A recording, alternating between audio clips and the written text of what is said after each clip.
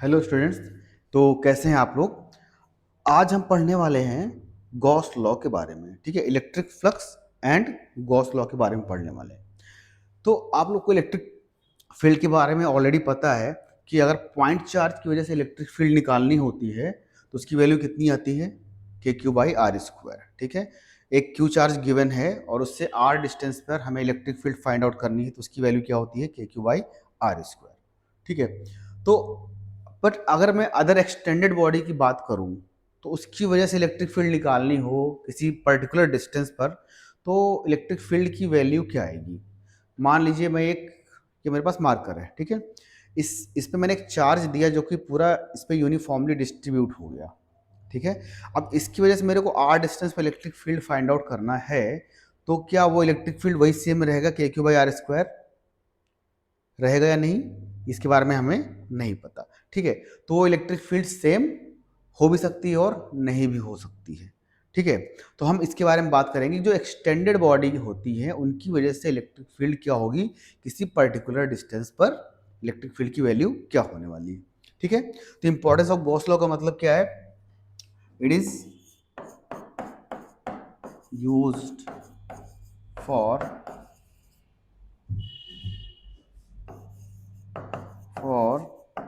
finding value of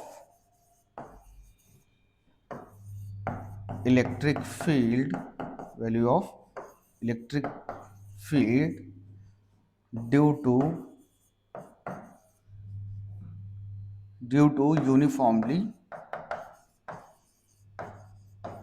uniformly charged extended bodies।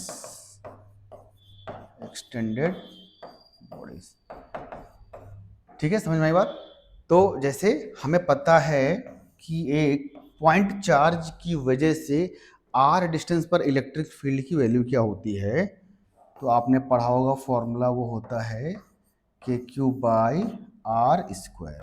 ठीक है, newton पर कूलम, के Q by are square.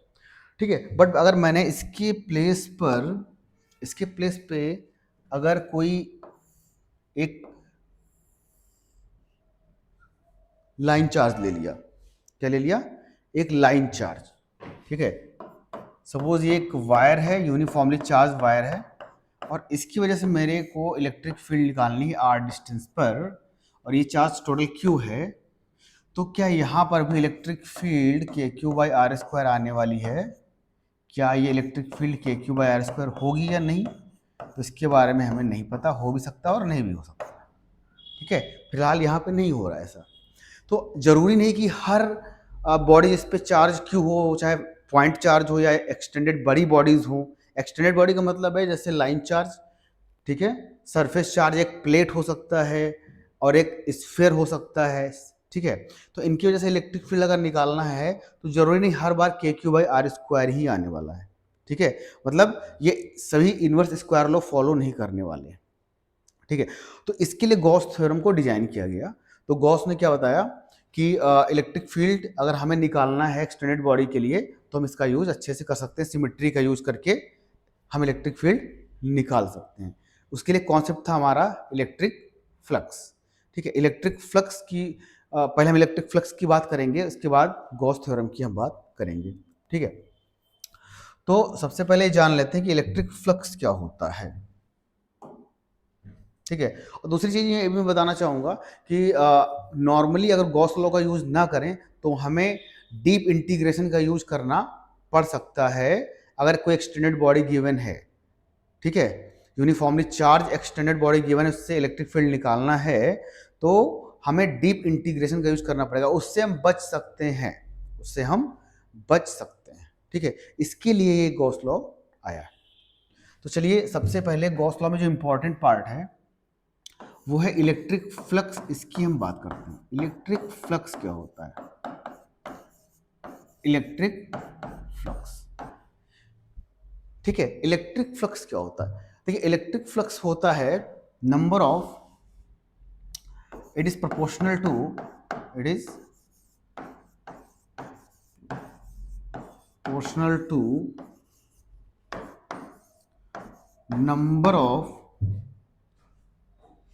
Number of effective electric field lines passing through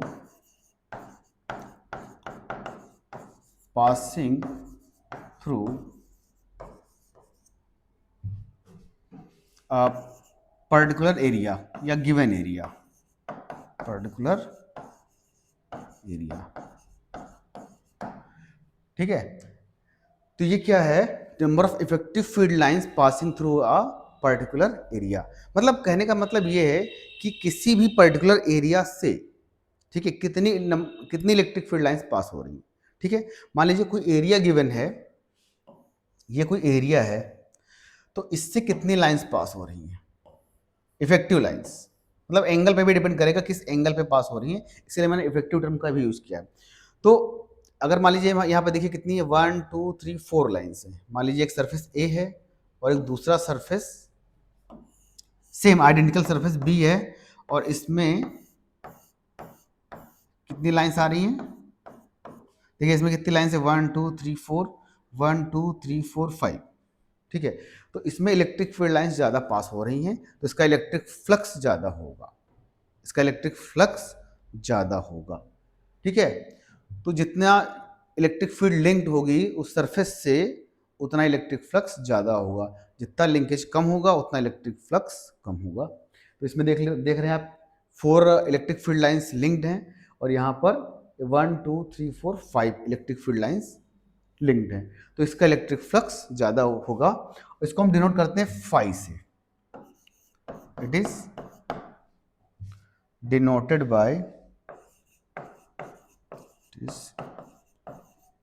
denoted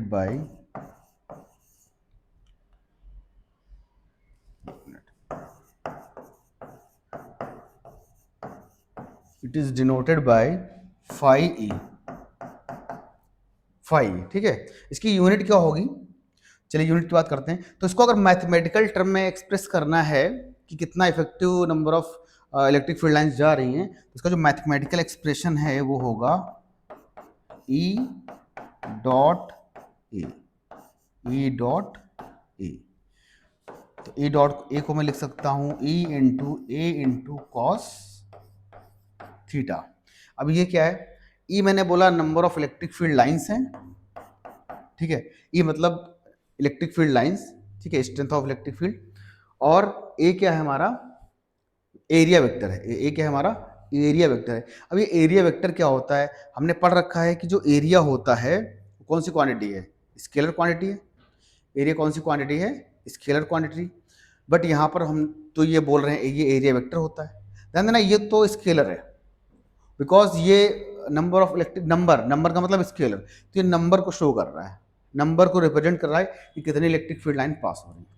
but ये जो है term ए हमारा क्या है, एरिया वेक्टर। ए क्या है हमारा, एरिया वेक्टर।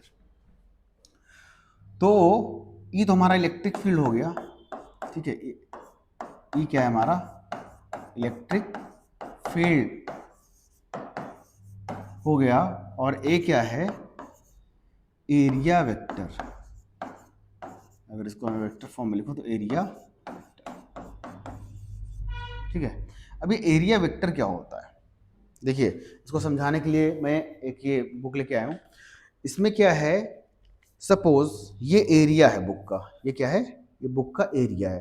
तो जब मैं इस एरिया को रोटेट करूंगा, जब इस एरिया को मैं रोटेट कर रहा हूँ किसी इलेक्ट्रिक फील्ड में, मान लो एक्सटर्नल इलेक्ट्रिक फील्ड हमारी इधर से आ रही है ऐसे, ठीक है, इलेक्ट्रिक फील्ड लाइंस तो फिक्स हैं, बट मैं एरिया को रोटेट कर पा रहा हूँ। तो जब मैं एरिया को रोटेट करूंगा, तो उसका जो परपेंडिकुलर है एरिया का, वो भी क्या होगा, रोटेट होगा। जो एरिया का परपेंडिकुलर है वो भी क्या होगा, रोटेट होगा। इसका मतलब क्या हुआ कि एरिया बोल रहा है भाई ऐसा है, जो परपेंडिकुलर है उसको वेक्टर बना के आगे भेज रहा है। बोला देखो मेरे पे तो टैग लग गया स्केलर का, मैं तो एक स्केलर क्वांटिटी हूँ, ठीक है, मान लो 4 metre square 2 metre square, but भाई तू वेक्टर बन सकता है, तो मेरा परपेंडिकुलर है, टू वेक्टर बन सकता है। ठीक है, मतलब ये इसका सपोर्ट ले रहा है, एरिया अपने परपेंडिकुलर का सपोर्ट ले रहा है। ठीक, बोल रहा है ठीक है मैं तो एरिया नहीं बन सकता, मैं वेक्टर नहीं बन सकता, बट टू वेक्टर बन सकता है। ठीक है, तो इसका सपोर्ट ले रहा है। तो जो एरिया वेक्टर होगा वो पहली बात तो एरिया के परपेंडिकुलर होगा, जो सरफेस गिवन है उसके परपेंडिकुलर होने वाला है। ठीक है, तो अगर मैं बात करूं एरिया वेक्टर की, तो एरिया वेक्टर क्या होगा यहां पर,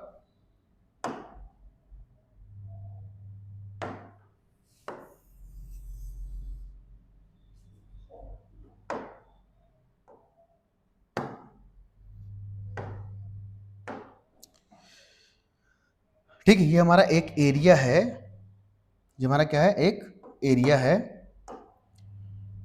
और इससे इलेक्ट्रिक फील्ड लाइंस पास हो रही हैं। इससे क्या हो रही हैं, इलेक्ट्रिक फील्ड लाइंस पास हो रही हैं।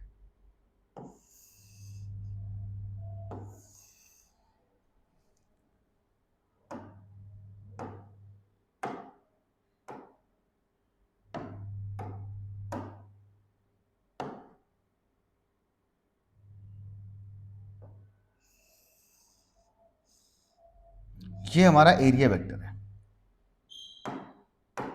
तो ये हमारा एक एरिया है जो गिवन है, ये एरिया है, और इसके परपेंडिकुलर डायरेक्शन में, इसके परपेंडिकुलर डायरेक्शन में ये हमारा एरिया वेक्टर है, और ये इलेक्ट्रिक फील्ड लाइंस हैं।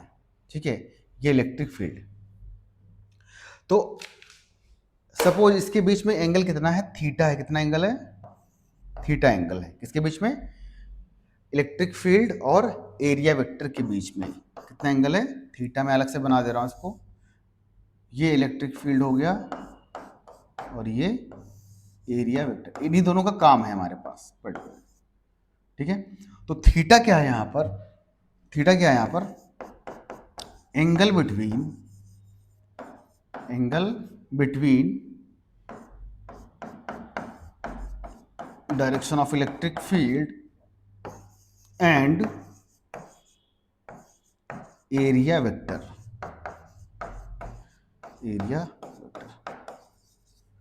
ठीक है, तो इसको मैथमेटिकल फॉर्म में कैसे एक्सप्रेस करेंगे, इलेक्ट्रिक फ्लक्स, ठीक है, E डॉट ए से एक्सप्रेस करेंगे। तो E इंटू ए डॉट भी पढ़ा होगा, ए डॉट बी क्या होता है, ए बी कॉस थीटा, वैसे E डॉट ए क्या होगा, E into A into cos theta.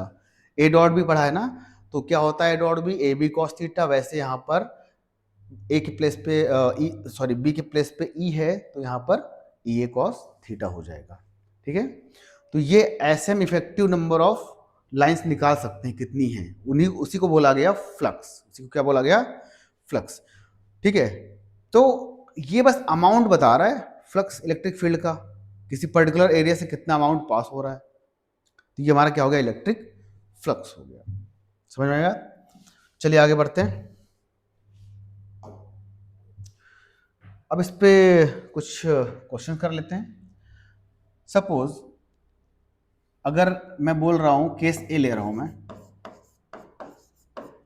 अगर थीटा कितना है, जीरो है, थीटा कितना है, 0 डिग्री, तो इलेक्ट्रिक फ्लक्स कितना पास होगा, इलेक्ट्रिक फ्लक्स कितना पास होगा, अगर थीटा 0 है, थीटा 0 का मतलब है जिधर इलेक्ट्रिक फील्ड है, जिधर इलेक्ट्रिक फील्ड है उधर ही एरिया वेक्टर होगा, उसी की डायरेक्शन में एरिया वेक्टर होगा, यानी कि दोनों क्या है, पैरेलल हैं, दोनों क्या है, पैरेलल हैं, जिधर ए है उधर ही ई है, तो थीटा कितना हो जाएगा, 0, थीटा 0 तो कॉस 0 कितना हो जाएगा, 1, यानी मैक्सिमम वैल्यू आएगी। ठीक है, तो मैक्सिमम फ्लक्स आने वाला है इस केस में 5 max E into A into cos 0। Minimum flux क्या हो सकता है, मिनिमम फ्लक्स क्या हो जाएगा, 0, और कॉस 90 ले रहे हैं, तो केस बी में क्या होगा कि जो एरिया है, जो एरिया है और जो इलेक्ट्रिक फील्ड है वो सेम प्लेन में, इलेक्ट्रिक फील्ड और एरिया सेम प्लेन में आ रहा है, इलेक्ट्रिक फील्ड इधर है, तो जो एरिया वेक्टर होगा वो 90 डिग्री पर होगा। कितने पर होगा? 90 डिग्री पर होगा। इसको दिखाने के लिए यहाँ से हम दिखा सकते हैं। ठीक है, मान लीजिए इलेक्ट्रिक फील्ड उधर से आ रही है, ऐसे इसको पेनिट्रेट करते हुए जा रही है इस तरफ। ठीक है, तो इस केस में क्या होगा? इलेक्ट्रिक फ्लक्स मैक्सिमम होगा। आपको दिख भी रहा है कि जितना ज़्यादा प्रोजेक्शन इसके ऊपर आएगा इलेक्ट्रिक फील्ड का, उतना ही इसका फ्लक्स ज़्यादा होगा। ठीक है, तो इस केस में थीटा क्या है? 0 है। इस केस में थीटा क्या है? 0 है। तो मैक्सिमम नंबर ऑफ लाइन्स इसको क्रॉस कर रही हैं। ठीक है, लेकिन जैसे मैं इसको क्या कर रहा हूँ? रोटेट कर रहा हूँ, मैं इसको ऐसे कर दिया तो इलेक्ट्रिक फील्ड लाइन्स ऐसे जा रही हैं और इसके अंदर से कोई भी फ्लक्स पास नहीं हो रहा। अगर इसको मैं वेरी थिन शीट मान रहा हूँ तो इसके अंदर से कोई भी लाइन नहीं जा रही है, इफेक्टिव लाइन।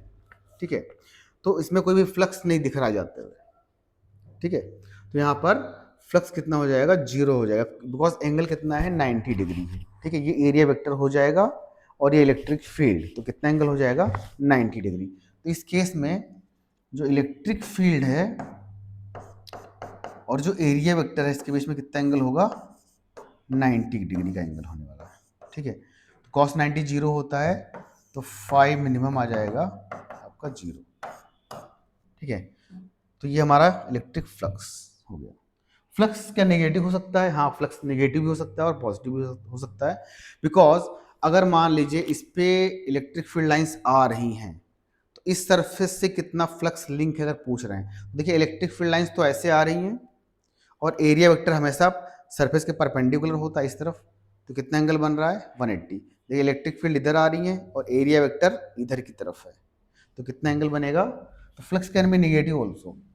ठीक है, flux can be negative also. तो मैं अगर इस तरफ इस सरफेस की बात करूं, जो लेफ्ट साइड का सरफेस है, लेफ्ट साइड और ये राइट साइड, तो इधर के लिए क्या हो रहा है? इलेक्ट्रिक फील्ड लाइंस ऐसे आ रही हैं और एरिया इधर की तरफ है। कितना एंगल फॉर्म हो रहा है? यहाँ पर ई और ए में, ई है और ये ए है, कितना एंगल आ रहा है? Theta equal to 180। कॉस 180 कितना हो जाएगा? -1। तो फ्लक्स क्या हो जाएगा? निगेटिव हो जाएगा। फ्लक्स क्या हो जाएगा? फ्लक्स हमारा निगेटिव हो जाएगा। इसीलिए बोलते हैं इनकमिंग फ्लक्स निगेटिव और आउटगोइंग फ्लक्स पॉजिटिव होता है। इनकमिंग फ्लक्स निगेटिव होता है और आउटगोइंग फ्लक्स क्या होता है? पॉजिटिव होता है। तो ये बात हो गई फ्लक्स की, इलेक्ट्रिक फ्लक्स की। अब बात करते हैं गॉस थ्योरम की। ठीक है, या गॉस लॉ की बात करते हैं। गॉस लॉ क्या था हमारा? चलिए गॉस लॉ की बात कर लेते हैं।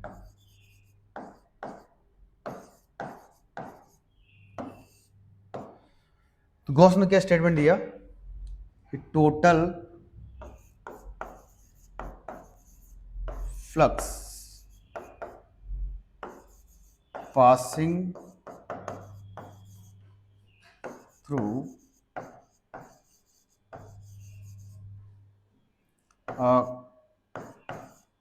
क्लोज सरफेस, क्लोज सरफेस, मैं सरफेस की बात कर रहा हूं, तो क्लोज सरफेस होगा और ये 3D सरफेस होना चाहिए। ठीक है, 3D शेप होना चाहिए, 3D शेप होना चाहिए। सरफेस का मतलब सर्कल नहीं लेंगे, क्या लेंगे? स्फीयर लेंगे, सिलेंडर लेंगे। ठीक है, तो 3D सरफेस होना चाहिए। ठीक है, तो close surface, total flux passing through a close surface is equal to 1/ε times of charge closed in it. इसका मतलब क्या है? इसका मतलब क्या है? ये टोटल फ्लक्स पास हो रहा हुआ किसी 3D सरफेस से, जैसे क्यूब है, ये रूम है, इस रूम में मैंने क्या किया? एक चार्ज रख दिया और रूम पहली बात तो बंद होना चाहिए। ठीक है, रूम क्या होना चाहिए? बंद होना चाहिए। चलिए मैं इसका एग्जांपल भी ले लेता हूँ पहले। तो फ्लक्स की अगर मैं बात करूँ, इलेक्ट्रिक फ्लक्स क्या हो जाएगा? यहाँ पर बोल रहा है कि total enclose charge upon epsilon इतना फ्लक्स जाएगा ही जाएगा किसी भी क्लोज सरफेस से। सरफेस के शेप पे तो डिपेंड नहीं कर रहा है, हाँ बस क्लोज होना चाहिए। अगर क्लोज है तो इतना फ्लक्स जाएगा अगर हम चार्ज को चेंज नहीं कर रहे हैं। एग्जाम्पल के लिए मैं एक यहाँ पे शेप ले रहा हूँ। सपोज एक क्यूब लिया मैंने या क्यूबॉइड ले लिया, ठीक है।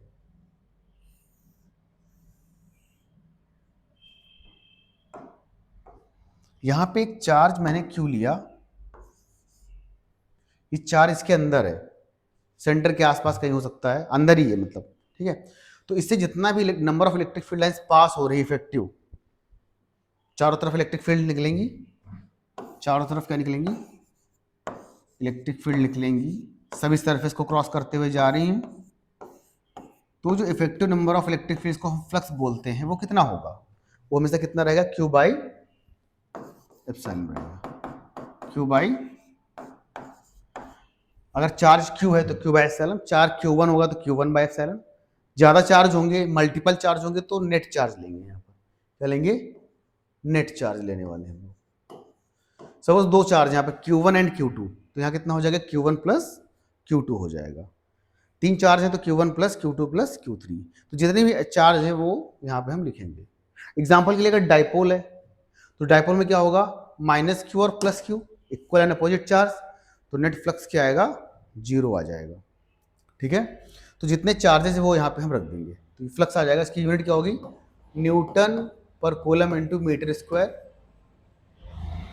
ठीक है। इलेक्ट्रिक फील्ड की यूनिट क्या होती है, न्यूटन पर coulomb into meter square, E into A, E into A, ये हमारा इलेक्ट्रिक फ्लक्स है। अच्छा, ये क्लोज सरफेस की बात क्यों कर रहा है, गॉस लॉ क्लोज सरफेस की बात क्यों कर रहा है, क्लोज सरफेसेस का क्या मतलब है। देखिए, जैसे मैंने अभी एक क्यूब लिया, मान लीजिए आप इसके अंदर बैठे हुए हैं, इससे टोटल नंबर ऑफ लाइंस कितनी निकल रही है, इफेक्टिव 100, कितनी मान लो कितनी निकल रही है, 100। तो अगर इस चार्ज को मैं दूसरे कमरे में ले जाऊं, उसको भी बंद कर दूं, तो वहां से भी कितनी लाइंस निकलेंगी, 100, 100। यानी ये शेप पे तो डिपेंड ही नहीं कर रहा है। अगर हम किसी स्फीयर के अंदर रख दें तब भी आप बोलेंगे स्फीयर के स्फीयर है कोई बात नहीं, लेकिन number of electric field lines तो 100 ही निकल रही हैं, ठीक है। तो वो कितना हो जाएगा, 100। यानी कि जो हमारा फ्लक्स है वो फिक्स रहेगा, वो चार्ज पे डिपेंड कर रहा है। कंडीशन ये है कि क्लोज होना चाहिए, कंडीशन क्या है कि क्लोज होना चाहिए सरफेस। अगर मान लीजिए आप बोलेंगे सर कि अगर क्लोज नहीं हुआ तो, अगर थोड़ा सा, जैसे एग्जांपल के लिए आप रूम में बैठे हैं और रूम, आपने एक चार्ज रखा वहाँ पर, आप भी अंदर बैठे हैं और उससे 100 इलेक्ट्रिक फील्ड लाइंस निकल रही हैं, उससे 100 इलेक्ट्रिक फील्ड लाइंस निकल रही हैं, और आपने क्या किया, आपके रूम में विंडो भी है, आपके रूम में क्या है, विंडो भी है, आपने विंडो को ओपन कर दिया। अब मैं पूछता हूं कि जो रिमेनिंग एरिया है विंडो को छोड़ करके उससे कितना फ्लक्स निकल रहा है, तो क्या आप बता पाएंगे। तो बोलेंगे देखिए सर 100 तो निकल रहा था टोटल, वो तुम कहीं पर भी रखेंगे तो 100 ही निकलने वाला है, लेकिन अब मैंने विंडो खोल दी है तो मैं अब ये नहीं बता पा रहा हूँ कि कितनी number of electric field lines window से निकल जाएंगी और कितनी बचेंगी इसके अंदर। समझ में आई बात, ये हम नहीं बता पाएंगे, ठीक है। तो अब भाई बात समझ में कि क्या इसका यूज है, ठीक है।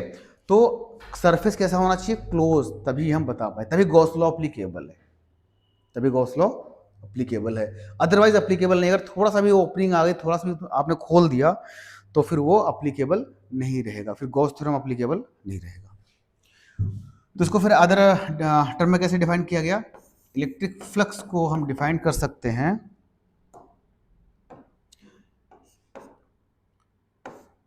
ई डॉट डी ए, कहीं कहीं पर ds भी लेते हैं, close surface integral of electric field. It is also defined as, it is also defined as closed